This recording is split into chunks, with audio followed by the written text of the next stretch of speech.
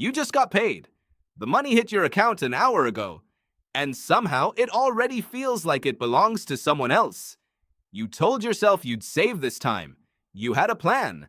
But by tomorrow, half of it will be gone, and you won't even remember where. You call this a lack of willpower. But the real answer is far stranger. Your brain was never built to save money. It was built to survive winters that no longer exist. Go back 100,000 years. Your ancestors didn't have bank accounts. They had meat, fruit, and roots, and all of it rotted within days. A surplus wasn't safety. A surplus was waste. If a hunter brought down a large animal, the smartest move wasn't to hoard it. The smartest move was to eat it, share it, and trust the group to return the favor later. Anthropologists call this practice generalized reciprocity, and researchers like Kristen Hawkes have spent decades studying it in modern foraging societies like the Hadza of Tanzania. Saving food made no biological sense. Spending it immediately did. Now fast forward to today. You're not hunting animals. You're refreshing an app that shows a glowing number. But your brain doesn't know the difference. It still runs on the same ancient software. Food used to spoil. Now, in your mind, money spoils too. This is called present bias, and it's one of the most well-documented patterns in behavioral economics. Economist Richard Thaler spent his career studying why humans consistently choose smaller rewards now over larger rewards later, even when the math clearly favors waiting. Your brain isn't broken when it does this. It's just old. It evolved in a world where later often never came. Here's where it gets stranger. In the 1970s, psychologist Walter Mischel ran an experiment that would later become famous. He sat children down in front of a single marshmallow. He told them if they could wait 15 minutes without eating it, they'd get a second one. Some children waited, many didn't. But the most interesting part of the study wasn't about willpower at all. It was about trust. Children who grew up in unstable environments where promises were often broken ate the marshmallow almost immediately. Why wait for a reward that experience taught you might never come? Sit with that for a second. What if your spending habits aren't a character flaw? What if they're a rational response to an environment that once taught your brain not to trust the future? Economist George Ainsley gave this pattern a name: hyperbolic discounting. It means the value of a reward drops sharply the further away it sits in time. $100 today feels enormous. $100 in 6 months feels almost imaginary. Your brain isn't doing bad math. It's doing ancient math in a modern world that punishes it constantly. Think about the last time you skipped saving to buy something small. A coffee, a subscription, a pair of shoes you didn't need. In that moment, your brain wasn't weighing your retirement account. It was weighing survival right now, the way it's done for 100,000 years. The threat used to be a predator in the grass. Today, the threat is a sale that ends at midnight. And there's another twist. Your ancestors rarely made financial decisions alone. Money, in the way we know it, is barely 5,000 years old. Before that, resources were tracked socially, not numerically. You didn't need a savings account when your entire tribe was your safety net. If you ran out of food, someone fed you. If someone else ran out, you fed them. This is what anthropologist Marshall Solins called the original affluent society, a world where enough was enough, because sharing replaced saving. Now look at your life. You don't have a tribe tracking your needs. You have a bank app, a single glowing number, and complete responsibility for your own future. No wonder it feels overwhelming. You're running social software on an individual system it was never designed for.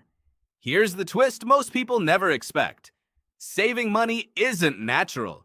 It's a learned behavior, invented recently, and forced onto a brain still wired for immediate resource use. That's not an excuse. It's a diagnosis. And once you know the actual cause, you can finally treat it correctly. Psychologist Daniel Kahneman, alongside economist Amos Tversky, uncovered another piece of this puzzle. They found that humans feel the pain of losing money almost twice as intensely as the pleasure of gaining the same amount. This is called loss aversion. It explains why watching your savings grow feels boring, but watching your balance drop feels like a small emergency. Growth is slow and quiet. Loss is loud and immediate. Your brain evolved to react strongly to threats, not to patiently track abstract, distant rewards. So what actually works? Not more willpower. Willpower was never the missing ingredient.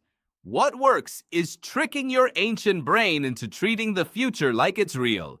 This is why automatic transfers succeed where manual saving fails. The moment money disappears from view, out of sight, your brain stops fighting to spend it, the same way it stopped craving food it couldn't see or reach. This is why paying yourself first works better than saving whatever is left over. Leftover money always loses to the ancient urge for immediate use. Money moved before you can see it never enters that fight at all. Consider something else. Every ancient human who survived long enough to become your ancestor was, in some sense, a spender, not a saver. If they had hoarded food while others starved, they would have been left alone when they needed help most. Spending, sharing, immediate use, these weren't flaws. They were the strategy that kept the species alive. You are not descended from misers. You are descended from people who trusted the group over the vault. Isn't it strange, then, that modern life demands the opposite? It asks you to trust a number on a screen more than the people around you. It asks you to imagine a future self, decades away, and care about them as much as you care about who you are today. Neuroscientist Hal Hershfield actually studied this. Using brain scans, he found that when people picture their future selves, the brain activity looks disturbingly similar to when they think about a complete stranger. That's not a metaphor. Your brain, quite literally, does not recognize future you as you. This changes everything about how you should think about saving. You're not failing to prioritize yourself. You're failing to recognize a person your brain doesn't yet believe exists. Hirschfield's later research found that people who saw age-progressed images of their future selves saved significantly more money afterward, simply because that stranger suddenly felt real. So the real reason you can't save money was never a mystery of laziness. It's a mismatch. A brain built for scarcity, tribes, and rotting food, dropped into a world of digital numbers, endless choice, and decades-long financial planning. Your instincts aren't wrong. They're just answering questions nobody is asking anymore. Tonight, when you check your balance, remember this. That glowing number isn't meat that will spoil by morning. It isn't a threat crouched in the grass. And the future version of you, waiting on the other side of that number, is not a stranger. It's still you. It was always you. You didn't lose the ability to save. You just never lost the instincts that once kept your ancestors alive. Now you know what they're actually protecting you from. And maybe now you can finally listen to something else instead.